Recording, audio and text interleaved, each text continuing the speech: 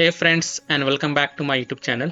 In this video tutorial I will show you how to fix slow motion, input lag, slow-mo issue or input delay issue in EA Sports FC26 on PC. Then here follow the steps very carefully. Now first of all launch the game, then go to the game settings, then go to the display tab and then select the display mode to borderless. Set it to borderless and then go to the VSync option and then turn it off. If it is turned on, then turn it off and then hit on apply. Press the space button on your keyboard to save the changes and then you can go ahead, launch the game and check if your problem is solved or not. This fix has solved the issue for many players, so I hope this will work for you as well.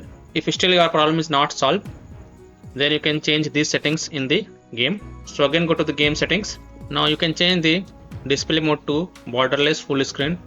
You can change the refresh rate to less than 120 Hz. If it is 144 Hz, then you have to set it to 120 Hz or less than 120 Hz. You can set the frame rate to FPS 60.